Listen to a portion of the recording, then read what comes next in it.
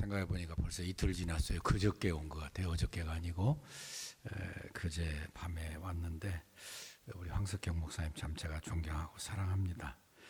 목사님 이렇게 대하니까 제 생각이 나더라고요. 저도 성북중앙교회 처음 부임했을 때 그렇게 이야기했어요.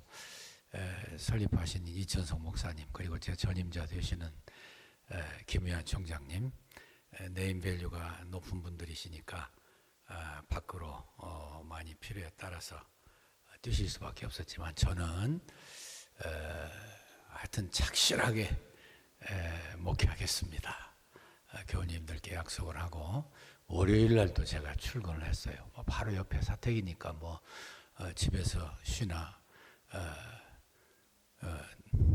담임 목사 방에서 쉬나 별 차이가 없기 때문에 그러나 이제 그 정신을 그렇게 가지고 목회를 했는데 우리 황석형 목사님 뵈니까 그렇게 열심히 최선을 다해서 하나님께서 필요하신 대로 보내주셔서 충성을 다하신 것 같아요. 제가 참 너무나 존경하고 사랑하고 이렇게 귀한 교회, 이 교회가 어떤 교회입니까?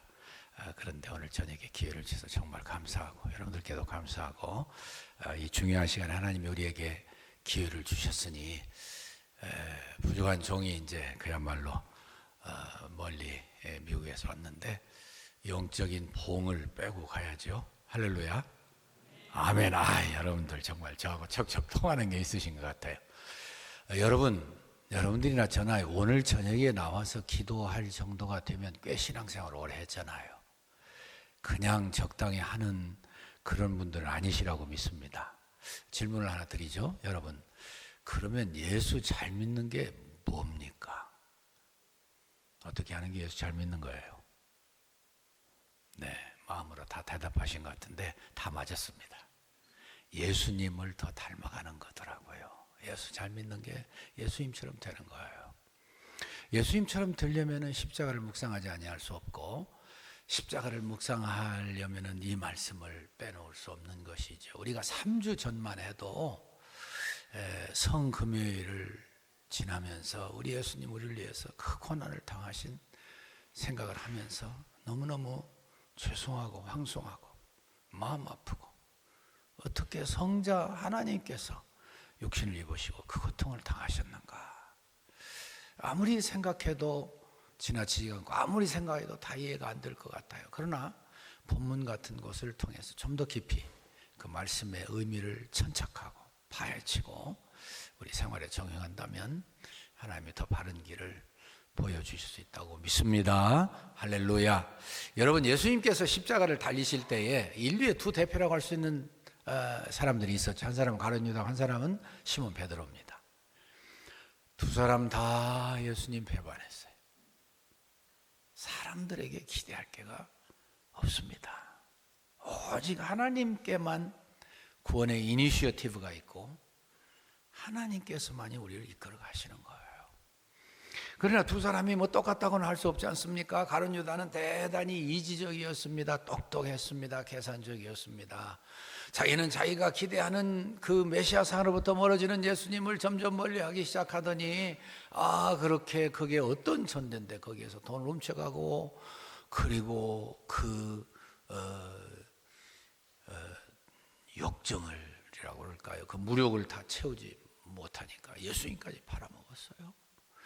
대단히 조직적이고 계획적이고 과학적이고 치밀한 계획 속에서 했다고 이야기하지 않냐고 수 없지 않습니까? 그런데 거기에 비해서 베드로는 전혀 그런 사람은 아니었죠. 자기가 제일 싫어하는 것을 하고서 자기가 그렇게도 기가 막혀서 밖에 나가서 땅을 치면서 통곡을 하고 일생 닭소리만 들리면 예수님을 모른다고 한 것이 그렇게 마음 아파서 견디지 못하는 회개의 심령으로 사는 것 같아요. 여러분, 우리가 잘 아는 고린도전서 10장 14절 말씀은 승리의 확신입니다. 근데 그 앞에 두 절도 아주 좋은 귀한 구절인데 특별히 11절 보면 그 앞에 이스라엘 백성들의 엄청난 영적 실수를 기록하신 다음에 이렇게 11절이 말씀하고 있습니다. 이런 일이 우리에게 거울이 되고 말세를 만난 우리의 경계로 기록하였느니라 그랬어요. 이런 일이 우리의 거울이 되고 말세를 당한 우리의 경계로 기록하였냐. 물론 이제 개역으로 제가 외웠습니다만은 우리에게도 성경 말씀이 거울이 된다는 거예요.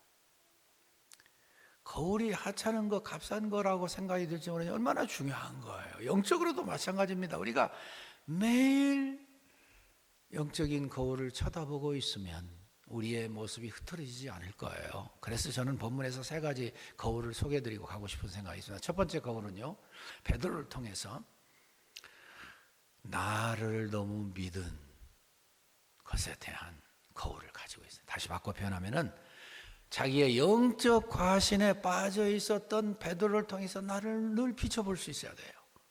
예수님께서 사실은 경계하셨지요. 본장 누가복음 22장 31절 32절 분명히 충고하셨습니다. 시몬아 사단이 밀 까부르듯 하려고 너희를 청구하였으나 내가 너로 믿음에서 떨어지지 아니하도록 기도했다 그러셨어요. 그렇게 말씀하면은 진짜 무너졌어야 되죠. 예수님 여러 번 말씀하시더니 십자가를 지실 때가 되셨군요. 예수님 나를 좀 살려주세요. 나도 하나님 앞에 무너져서 기도하겠으니 부족한 것을 위해서 기도해 주십시오. 이렇게 간절히 납작 엎드려 예수님께 호소했어야 되는데 자기도 모르는 사이에 영적 과신에 빠지게 됐던 것 같아요.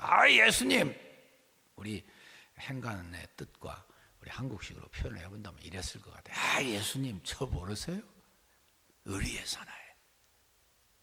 저는요, 예수님을 위해서 옥에 가는 것도 죽는 데 가는 것도 다 각오했습니다. 너무나 귀한 각오죠. 너무 고맙죠. 그런데 여러분, 잘 각오하는 건 매우 중요한데 각오를 잘했다고 해서 기도하지 아니하는 나, 주님 의지하지 않는 나 어떻게 믿어요? 그래서 그 무서운 죄를 진 거예요. 여러분이나 저나 이렇게 신앙생활 오래 하다 보면은요, 그리고 여러분들 이 교회가 어떤 교회입니까? 평안교회. 이 한국만 아니라 세계적으로 유명한 교회 아닙니까? 총회장님을 2분이나 배출해 드렸고, 이곳을 통해서 아까도 이렇게 목사님 장로님들과 잠깐 말씀 나누면서 저녁 식사할 때 대화해 보니까 제가 알만한 분들도 많이 여러 주의 백성들을 양육해서 배출하셨겠지만 주의 종들도 많이 어마어마한 교회 있다 보면 나도 모르는 사이에 내가 평안교회의 교회냐 알겠어. 그런 마음이 나도 모르게 솟아오를 수 있습니다. 그럴만하죠. 그런데 신앙생활을 오래 해보니까 그게 아니더라고요. 관록이나 전통이나 경험으로 하는 게 아니더라고요.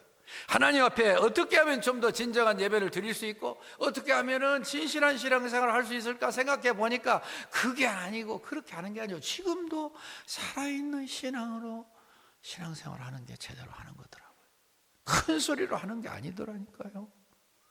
지금도 하나님 말씀대로 다 살지 못해서 안타까워하는 그 마음의 자세를 하나님이 기뻐하셔요. 자신만만으로 하는 게 아니고, 하나님께서 찾으시는 제사는 상한 심령이라 하나님이시여 상하고 통회하는 심령을 주께서 멸시치 아니하시리이다. 시편 51편 17절 말씀처럼 살아가는 거더라고요. 하나님 앞에서 나를 너무 믿고 영적 과신에 빠지면 무너질 수 있지만 제가 소개한 후자처럼 살아가면 하나님이 은혜 주실 줄로 믿습니다. 두 번째는 거울이 뭐겠는가? 바른 기회 포착에 실패한 베드로. 무슨 뜻이냐면 좋은 기회였었다 그런 뜻이에요. 놓쳤다는 거예요. 어째서 그랬는데? 제가 좀 설명해 드릴게요. 여러분들 사실은요, 이때 베드로가 예수님이 겟세마네 동산에서 기도하시는 거는요, 사실은 인류의 역사에 가장 어마어마하고 3대지에서 좀 더 설명하겠습니다만은 이 인류가 존재한 데 영적 대회전이 이루어진 순간이었어요. 그래서 그 자리에서 사실은 정말 예수님께서 물론 하나님의 은혜로 승리하시지만은 육신을 입은 예수님을 그냥 십자가 못 지게 하려고요, 사단이 대공격을 퍼부은 거예요. 그런데 베드로가 정말 그 어마어마한 사실을 알고 예수님께서 이미 십자가 죽으실 거라고 말씀하셨으니까 그냥 같이 통곡하고 같이 매달리고 같이 손들고 하나님 도와주시라고 그러고 성령 충만 받았다고 가정을 해봐요. 그리고 대제사장의 뜰에 같이 들어갔어요. 거기 있는 사람들은 다 그저 할 수만 있으면 청년 예수를 죽여서 자기들의 흔들리는 그런 영적 위치나 여러 가지 마음 상하는 거나 그 양심에 가책되는 거 다 없애려고 저 예수를 죽이기만 끝난다고 생각했어요. 그들의 사주를 받은 사람들이 다 모여 있어요. 그런데 거기에도 택한 백성들이 있었을까요? 없었을까요? 있었어요. 오순절 성령 강림 후에 많은 사람들이 회개했잖아요. 심지어 사도행전 6장 7절 말씀에 보니까 주의 말씀이 더 흥황하여 예루살렘에 있는 제자의 수가 더 심히 많아지고 허다한 제사장들도 이 도에 복종하니라 그랬어요. 제사장들 가운데 선택받은 사람들 있었다는 이야기예요. 만약에 그들 중에 베드로의 이 외침, 여러분 조심하세요. 이분은 하나님이 보내신 메시아이십니다. 내가 이분을 모시고 3년 반 동안 함께 먹고 자고 그랬는데 나는 이분을 통해서 성경 말씀을 통해서 이분이 보냄받으신 메시아이시라는 사실을 수없이 증거받았습니다. 아니 메시아로서의 그 기적, 안전병이를 일으키고 소경이 눈이 띄워지고 그리고 그 어려운 병, 중풍병자가 낫고 죽은 자가 살아나는 이 메시아적인 기적을 나는 수없이 체험했습니다. 여러분 조심하세요. 조심하세요. 성령 충만해서 막 외쳤으면 어떻게 됐을 것 같아요, 여러분? 그중 예수님 믿는 사람들이 생길 수도 있었지 않았을까요? 만약에 예수 믿는 사람이 생겼다면 예수님의, 물론 예수님은 이제 구약에 예언되신 대로 하나님 아버지께서 보내신 대로 그 엄청난 고통과 고난을 당하시고 십자가를 지시고 죽으시고 부활하실 수밖에 없었지만 그 자리가 그렇게까지 황량하고 처절하고 외롭고 쓸쓸하고 저주스럽고 그러기만 했었을까? 예수 믿는 사람 한 사람 때문에, 아리마대 요셉 때문에요, 자칫 잘못 그 거룩한 몸이 버려질 수도 있었는데 그분이 예수 믿는 사람 한 사람 때문에 그 깨끗한 무덤에 잘 모셔지게 됐고요, 예수 믿는 사람 한 사람, 이 누굽니까? 3장에 나오는 니고데모 한 사람 때문에 모략과 치명 섞은 백근을 가지고 와서 잘못하면 그 시신이 우습게 되어질 수도 있을 텐데 그걸로 잘 모시다 보니까 그때 당시에요, 그 백근은요 임금님께 드리는 향품이에요. 예수님이 영광스럽게 그 시신이 향품 처리되시지 않았습니까? 어려울 때에 그 기회를 놓치지 아니하고 여전히 하나님은 살아계시고 하나님의 살아계심이 체험되고 증거되는 좋은 때라고 생각을 우리가 바꾸기만 하면은요 하나님의 기적이 나타날 수 있을 줄로 믿습니다. 아멘이시죠? 네. 뭐 어떻게 그런 이상한 생각을 해봤냐? 사실은요 저는 오래전에 제가 참 저뿐만 아니라 모든 분들이 그렇게 사랑을 받고 교육을 받고 지도를 받고 영감을 얻었던 김희한 총장님께 그 설교를 듣고 저는 그날 이후에 일리가 있는 말씀이다. 성경은 사실은요 안 된다, 어렵다, 힘들겠다 하는 그 모든 것을 통해서 오히려 그때도 굽히지 아니하고 굴복하지 아니하고 포기하지 아니하고 낙심하지 아니하고 끝까지 예수 믿는 그 자세를 가지고 하나님을 믿는 자세를 가지고 승리했던 사람들의 기록이에요. 여러분들이 잘 아시는 아브라함, 이삭, 야곱, 요셉, 더 말할 필요 없지만 모세, 다윗, 다니엘, 사드락, 메삭, 아벳느고, 누구 하나, 에스더, 룻, 예수님의 어머니 마리아, 누구 하나 어렵지 않은 분들 없었잖아요. 불가능했던 분들, 불가능하지 않았던 분들 없었잖아요. 저는 특별히 이 참 아직도 어린 다윗이 골리앗을 무너뜨린 이야기를 참 예를 들기를 좋아합니다. 여러분들 생각해 보세요. 사무엘상 17장에 나오는 말씀이잖아요. 아이 그래 이 골리앗이 얼마나 큰 사람이에요. 성경에 보니까 6규빗 한 뼘이라고 그랬어요. 6규빗이면 한 규빗이 45cm, 뭐 여기서 여기까지 그런다고 그러잖아요. 45cm 잡아도 2m 70이더라고요. 거기서 또 한 뼘 올라가서 거의 3m. 여러분들 이 세상에 아무리 키 큰 사람이어도 3m 보셨어요? 보기만 해도 겁나는 사람이죠. 완전 분장을 하고 나서면 그건 누가 감히 거기 나서요. 40일 동안 와서 이스라엘 백성들을 그냥 막 도전합니다. 너희 중에 누구든지 한 사람 나하고 한번 대결해 볼래? 그 사람이 지면은 너희들이 우리 종 되고, 내가 지면은 우리 다 너희들 종 될게. 40일을 나와가지고 으름장을 놓는데 단 한 사람도 대적할 마음이 없었어요. 무서워서 못 견뎠어요. 임금님부터 시작해서 덜덜덜 떨고 있어요. 그때 소년 다윗 몇 살이나 돼서 가면 제가 생각할 때 15살쯤 된 것 같아요. 오늘날에 중3, 고1. 사실은 게임이 안 되는 거죠. 그런데 다윗이 나서면서 가만 안 두겠다는 거예요. 어떻게 하나님의 할례 없는 백성이 감히 하나님의 백성을 멸시하냐는 거예요. 거룩한 의분에 타올라서 가서 싸우겠다니까 사울왕이 말했잖아요. 야야야, 그게 아니야. 저 사람은 어렸을 때부터 용사고 네가 어떻게 하려고 그래? 영어로는 Please don't. No. 그렇게 했겠죠. 그래도 나가겠다요. 안타까우니까 그래 내 갑옷이라도 입을래. 답답하고 이 거치장소니까 다 벗어버리고 갑옷도 없이 칼 한 자루 없이 물맷돌 돌 아마 너댓개 가지고 갔어요.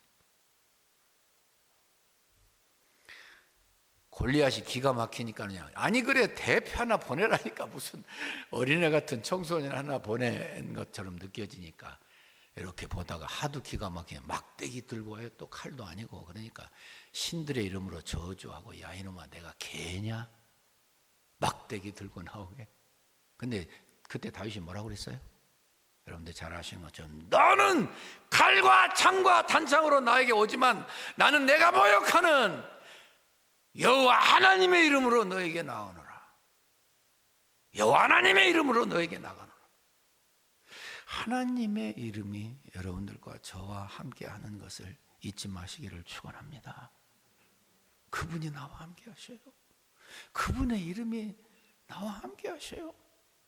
아무것도 필요 없어요. 하나님의 이름만이 역사하시니까 아무것도 아닌 돌멩이 같은데 던지니까 완전 군장하고 다 막았는데 여기는 비어있는 거 하나님이 아셔요? 몰라요? 하나님 아셔요. 그러니까 여기 탁 맞게 그냥 꼬꾸라졌잖아요. 저는 여러분들께 이 시간을 사용해서 간절히 부탁을 드립니다. 여러분 우리 참 어렵습니다. 우리가 이렇게까지 힘든 때도 잘 없었을 거예요. 그러나 여러분들과 저는 분명히 믿는 거 있잖아요. 여전히 지금도 하나님은 살아계시고 여전히 지금도 하나님 우리와 함께 하셔서 정치적이고 경제적이고 또 경제는 또 얼마나 어려워져요. 문화적이고 얼마나 타락해지고 사회적이고 참 이 신앙적으로 얼마나 도전에 이 물결이 높습니까? 많은 그런데도 불구하고 그런 때는 오히려 살아계신 하나님, 불가능한 때는 어려운 때는 힘든 때는 도저히 안 되길 것 같은 때는 오히려 살아계신 하나님이 더 체험되고 증거되기 좋은 때인 것을 믿으시기를 축원합니다. 하나님이 함께 하십니다. 마지막 세 번째는요, 통곡할 수 있었던 베드로. 무슨 말씀을 하려고 하는데 제가 좀 설명드려 볼게요. 여러분들 예수님께서요 우리 사복음서를 다 통해서 보면은 제 첫 번째 성찬식을 거행하시고 찬미하며 감람산 곧 겟세마네 동산에 올라가셨어요. 아마 제 생각에는 입구에다가 가까운 곳에 8명 떼어 놓으시고 따로 베드로 야고보 데리고 가셨잖아요. 뭔가 기대하셨을까요? 그리고 돌 던질 만큼 떨어진 곳에서 예수님은요 정말 사력을 다해서 기도하셨습니다. 그냥 기도하신 거 아니에요. 간단히 설명할 부분이 아니더라고요. 예수님은 그곳에서요 기도하실 때 아까도 말씀드렸지만 이 인간의 여러분들과 저와 똑같은 인간의 몸을 입으신 예수님 사단은 그 예수님이 십자가 못 지시게 종방해를 하는 대영적 회전 속에서요, 예수님이요 그냥 기도하신 게 아니고 땀이 땅에 떨어지는 핏방울같이 될 만큼 절박하게 기도하신. 뭐라고 기도하셨어요? 아버지, 할 수만 있으면 이 자인에게서 지나가게 하옵소서. 얼마나 힘드셨으면 그렇게 기도하셨을까? 얼마나 생각해 보셨어요, 여러분? 하나님, 저 이 십자가 못 지겠습니다, 그 말이에요. 여러분들이 이 말씀을 읽을 때요, 가슴이 쿵 하셔야 돼요. 얼마나 묵상해 보셨어요? 예수님은 사실은요, 우리와 똑같은 몸을 입으셨기 때문에 내일 이루어질 너무나 잘 아셔요. 얼마나 유대인이 간악하고 우리 주기철 목사님 찬송하신 것처럼 이 로마 병정이 포악하고, 그 사람들은요 그냥 채찍을 만들면 끝에 쇠붙이를 달든지 짐승뼈를 붙여가지고 확 치면 이 살점은 불잖아요. 어떤 그림이 그런 그림이 있던데 예수님 몸이 너덜너덜 하셨을 거예요. 예수님은 한 번도 죄를 지으신 적도 없고 죄와 상관이 없는 의인께서 죄인으로 취급되는데 그것도 한두 시간도 아니에요. 거의 하루 종일. 이 얼마나 못 견디실 일이에요. 십자가를 위해서 특별히 마지막에 나의 하나님, 나의 하나님 어찌하여 나를 버리십니까? 우리의 죄 때문에 버림받으시는 그 순간, 그건 상상할 수도 없는 순간이고, 아버지 하나님도 얼마나 마음이 아프셔요. 그래도 죄를 얼마나 싫어하시고 미워하시면 사랑하는 아들까지도 외면해 버리셔요. 그 순간이 그렇게 힘드셨을 것 같아요. 그래서 히브리서 5장 7절 말씀에 보니 그는 육체에 계실 때 자기를 능히 구원하시리에게, 어디서 구원해요? 죽음에서 구원하시리에게 심한 통곡과 눈물로 간구와 소원을 아뢰었고 그의 교통하심을 인하여 들으심을 받았느니라. 심한 통곡과는 그냥 기도하신 거 아니에요. 떼굴떼굴 구르셨을 것 같아요. 아버지, 2000년 전에 그 겟세마네 밤에서 우리 예수님이 얼마나 통곡하셨을 거예요. 저는 그런 생각을 잠깐 해봤어요. 여러분, 우리 예수님은 그렇게 기가 막히게 고통당하셨는데 그것도 사실은 당신 자신의 구원을 위해서 그런 거 아니시잖아요. 자신의 구원을 위해 하신 것도 아니시잖아요. 그렇다면 나는 내 자신의 구원을 위해서 얼마나 기도해 왔습니까? 심각한 문제 아니에요? 여러분들이야 다르시지만 분명히 이 시간까지 와서 기도하시는데, 그런데 많은 우리 그리스도인이라는 사람들이 그저 그런 생각이 좀 부족한 것 같아요. 내가 구원을 이루기 위해서 빌립보서 2장 12절 말씀이니까 너희가 두려움과 떨림으로 구원을 이루어라. 예수님을 나의 구주와 주님으로 영접하고 구원받는 게 얼마나 축복된 일이고 감사한 일이에요. 근데 그것은 구원의 시작이에요. 시작에 불과해요. 시작. 이제 시작이에요. 그때부터 시작해서 예수님을 닮아가는 일을 위해서 성화에 계속되는 과정을 피신하게 걸어가야 돼요. 근데 저는 그것도 사탄의 역사라고 생각하지만은 예수 나의 구주와 주님으로 영접했으면 끝난 것 같이 가르치는 거, 그렇게 믿는 거 사탄의 역사입니다. 아닙니다. 우리가 하나님 앞에서 그것을 여러분들 다 깨달으셨잖아요. 내가 날마다 나를 복종시킨다.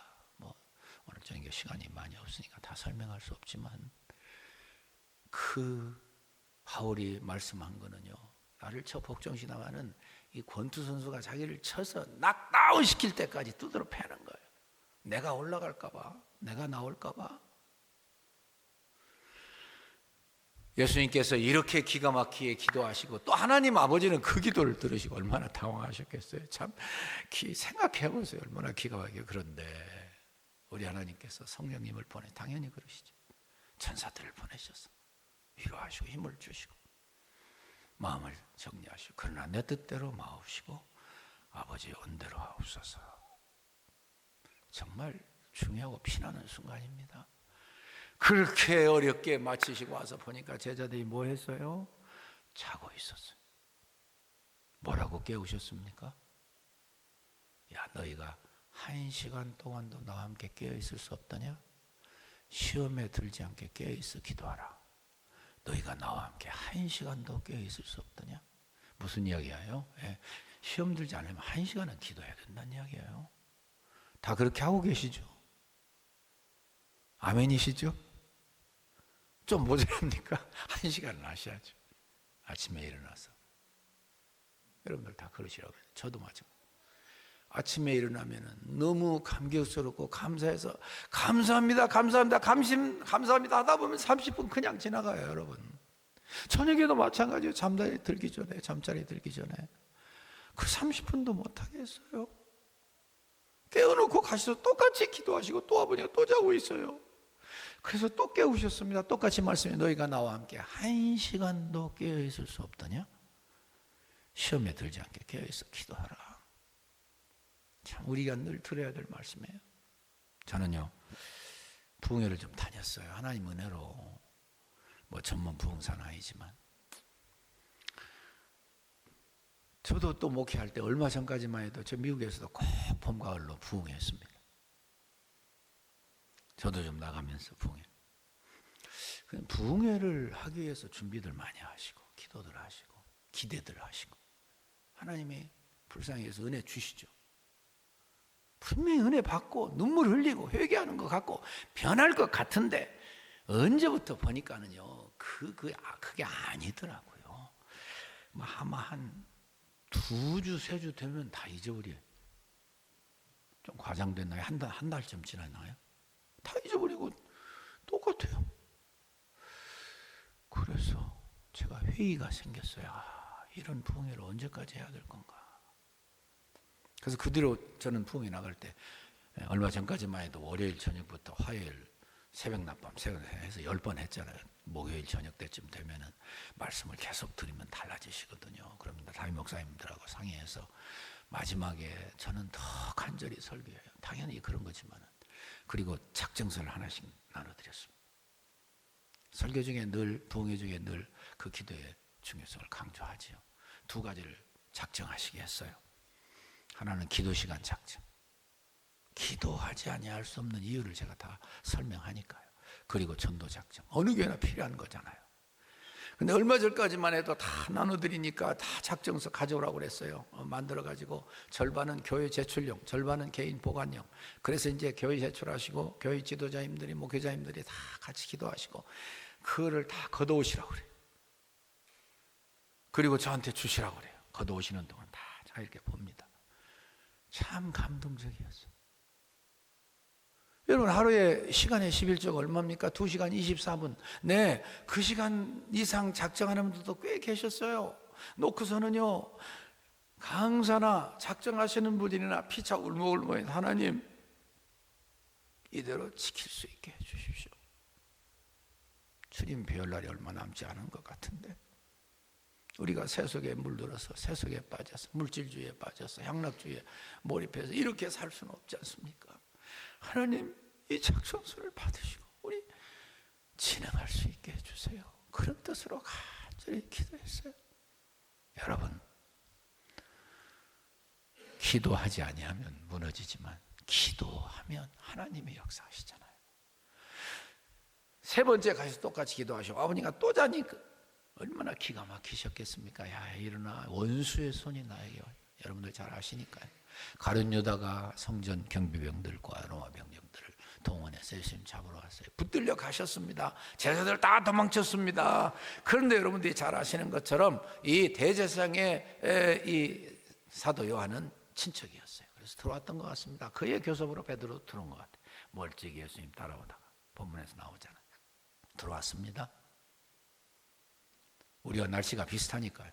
추웠습니다. 모닥불 쪼였죠.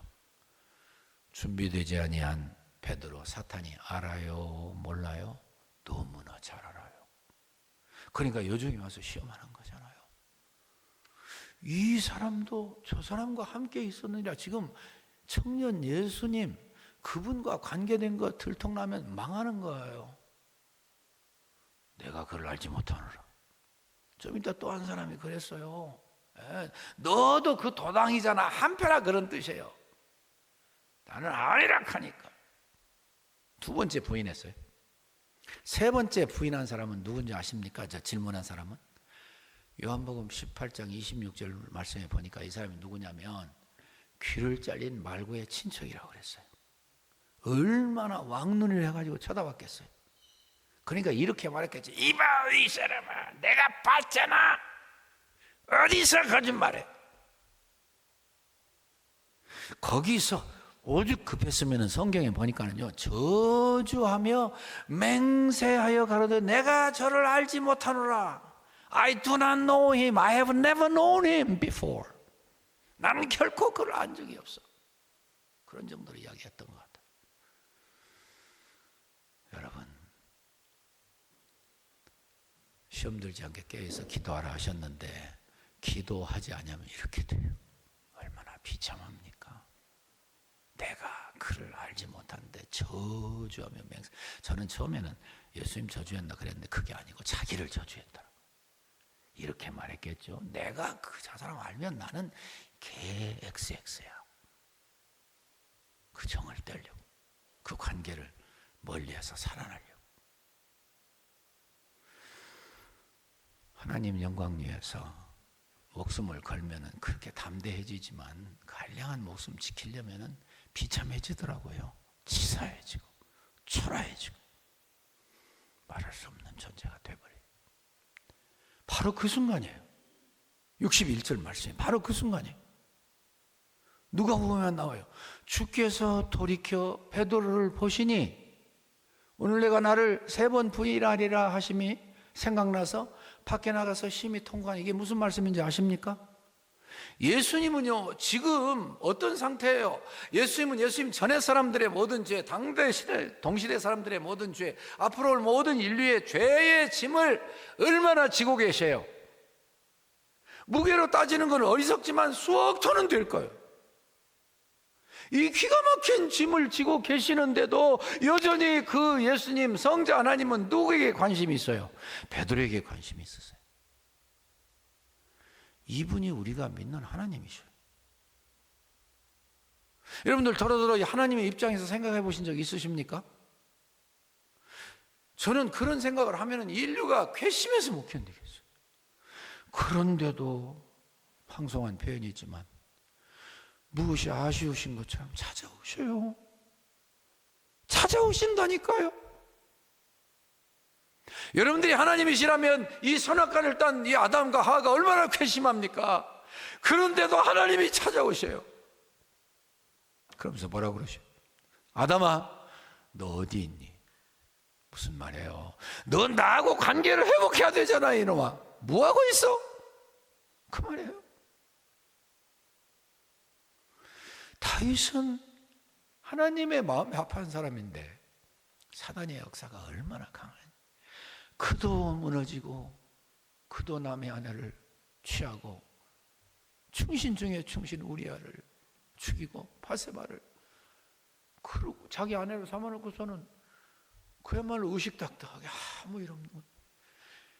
하나님 얼마나 괘씸하셨겠어요. 찾아오셔요. 나단을 통해서. 임금님, 그래 부자가 양이 수없이 많은데 그 옆에 한 사람이 암양 하나 기르면서 자기 딸처럼 기르는데 손님 왔다고 그걸 잡아다가 대접했답니다. 다윗은 의로운 사람이거든요. 뭐요 선지자님, 뭐 그런 놈이 있어요. 가만두면 안 되죠.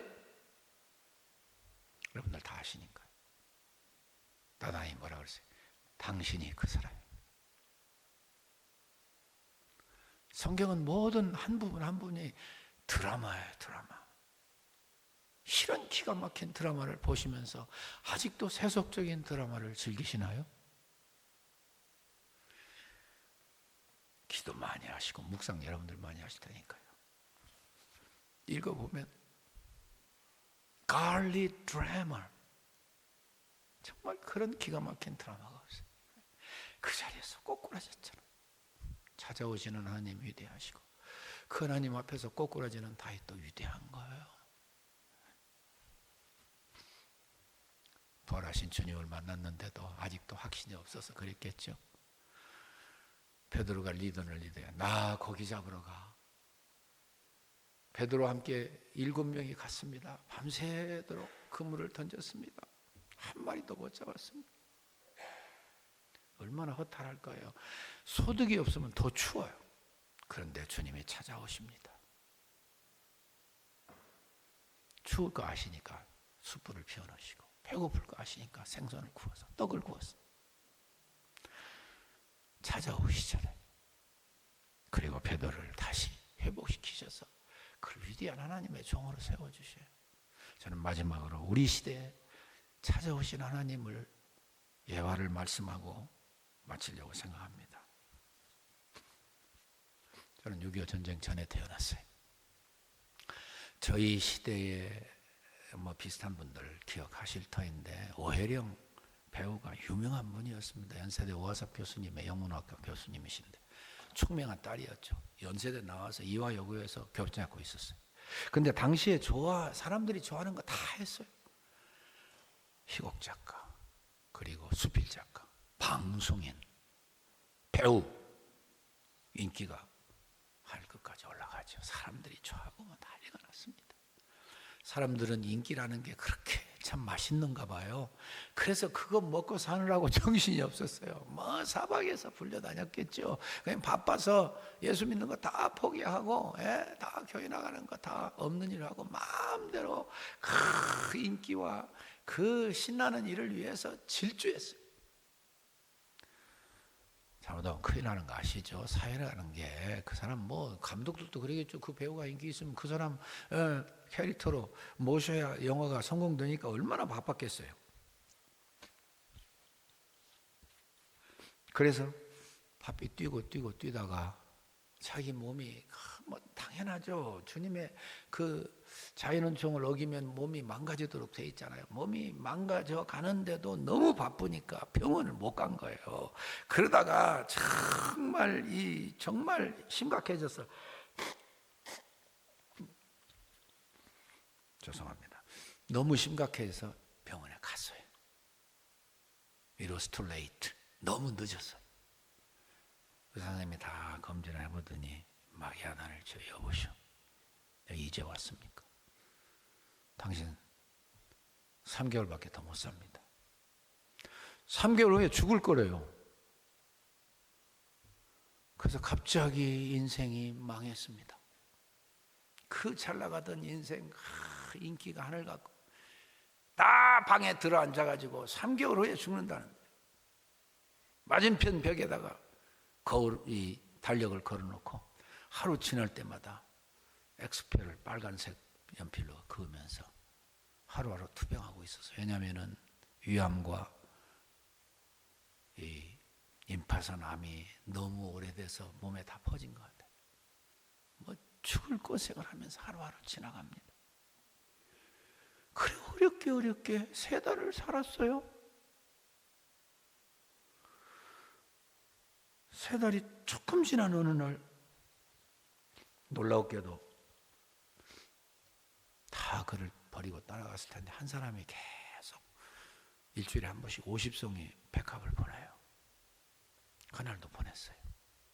절대 포기하지 말라고 그러면서. 그래서 하도 기가 막혀가지고 그날도 그냥 물만 마셔도 토하고, 화장실 가면 그야말로 혈변을 계속하게 정신없는데 누워. 하도 기가 막혀서 백합에 코를 파묻고 한 30분쯤 지났나 봐요. 백합이 또 이 향기가 강하잖아요. 그래서 그랬는지 몸이 약해서 이제 30분쯤 지나니까 정신이 몽롱해지더래요. 근데 누가 오셨어요. 직감적으로 예수님이신 거 알았죠. 오셔서 목덜미로 확 낚고쳤어요. 그냥 방바닥에 놔둔 거라졌어요. 그런데 그 순간에 그가 하는 말이, 당신은 도대체 누구십니까? 이 죽음의 한복판까지 찾아오시는 당신 누구시냐고 알면서 그렇게 말하고 보니까 자기가 그동안 예수님 모르고 마음대로 살았던 게 너무 가슴이 아파서 그때부터 통곡하고 회개하기 시작했어요. 그분은 예수님이나 그랬나요? 화선지에다가 자기 다 죄를 써서 촛불에 다 태운 것 같습니다. 수십 개의 촛불이 흘러내릴 때까지 울고 회개하고 찬송하고 기도하고 마지막을 하나님께 드리면서 살려달라고 용서해달라고 회개하면서 막 지냈어요. 6개월쯤 지났어요. 몸에 한계가 오는 거예요. 이제 나는 죽었구나. 죽으니까 어떻게 해요? 아마 겨드랑이를 통해서 이불을 잡아 끌어당기려고 했나 봐요. 그런데 기적이 생긴 거예요. 이렇게 해보니까 이게 드럭드럭 붙어있던 암덩어리가 사라졌어요. 아무도 안 놀라시네. 여러분들 같이 안 놀라는 분들도 안 계실 거예요. 아마 속으로는 다 놀라시겠죠. 이게 없어진 거예요. 어깨에 붙어있던 복숭심하는 암도 사라졌어요. 주님이 회개와 통곡과 눈물을 받으시고 다시 기회를 주셨어요. 높이 솟아있던 배도 다 빠졌어요. 새 인생이 된 거예요. 하나님의 그를 다시 만나주시고 그의 회개를 받으시고 죄를 용서하시고 새롭게 살려주셨어요. 그날 이후로 오해령 배우는 뭐 한 줄 아십니까? 네, 의지 없는 독거노인들, 아까도 우리 목사님 소개하셨는데 참 얼마나 안 되셨어요. 그분들 모시고 경기도 일원에서 평화의 집을 운영하면서 하루에 9시간씩 기도했어요. 하나님을 다시 만나니까, 하나님 앞에 죄를 회개하니까 전혀 새로운 삶이 되는 거예요. 그의 마음이 하나님의 마음이 되고 그의 눈이 하나님의 눈이 되고 그의 발이 손이 하나님의 발이 손이 돼서 의지할 수 없는 분들 모시고.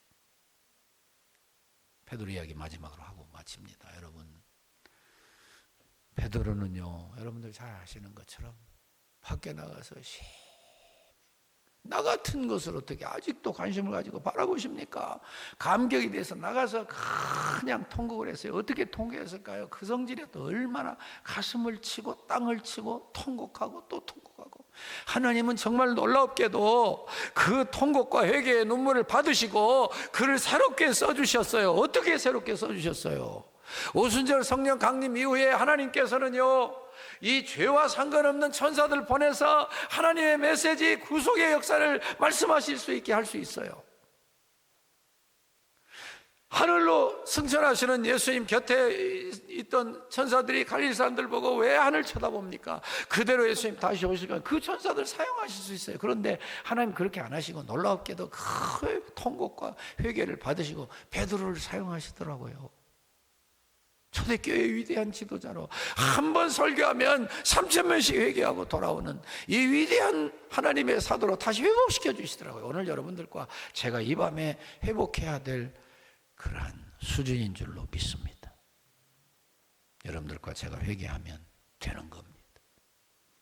밖에도 남에도 뭐 정계도 뭐 경제계도 문화 다 봐야 되지만 가장 중요한 건 나예요. 내가 회개하면 희망이 있는 줄로 믿습니다. 내가 회개하면 새로워질 줄로 믿습니다. 뭘 회개할 겁니까? 우리도 모르는 사이 우리가 잘 살고 이렇게 그저 평안하면, 저는 교회 역사학을 전공했어요. 교회사를 거의 반드시 뭐 사사기를 돌아보지 않더라도 잘 되고 편안하면 다 타락하도록 돼 있어요. 물질주의, 향락주의, 무관심주의, 편리주의. 우리가 어렵고 힘들고 목숨이 왔다 갔다 할 때는 목숨을 바치고 순교하고 정말 하나님 앞에서 겸손하고 희생적이고 그리고 목숨이라도 바치겠다는 각오로 영적인 강한 그리스도의 군사들이 되는데, 평화로우면은요 다 지리멸렬해지기 쉬워요. 여러분들은 안 그러시겠죠? 그런데 중요한 건 깨달은 나 혼자가 중요하더라고요. 나 한 사람이 내가 하나님 앞에서 끝까지 충성하고 세속에 물들지 아니하고, 물질주의, 물질, 세속, 그게 무슨 의미가 있고 향락이 무슨 가치가 있어요? 우린 다 알잖아요. 다만 매일 결단하고 하나님 앞에서 기도하고 성령 충만 받아서 새로운 역사를 일으키시기를 주의 이름으로 축원합니다. 우리 한번 기도하십시다. 우리 한번 기도하십시다. 우리가 회개하면 하나님이 역사하실 줄 믿습니다. 우리가 회개하면 새 희망이 넘칠 줄로 믿습니다. 우리가 회개하면 나도 모르는 사이에 첫사랑을 다 잃어버리고 아무렇지도 않게 살아가는 우리의 모습이 문제가 되는 거 아닙니까? 우리가 초대교회에 저희 여주부님도 이기풍 목사님이셨어요. 그 선조들이 얼마나 하나님 사랑하고 살려달라고 외쳤는지 모릅니다. 우리는 어떻습니까?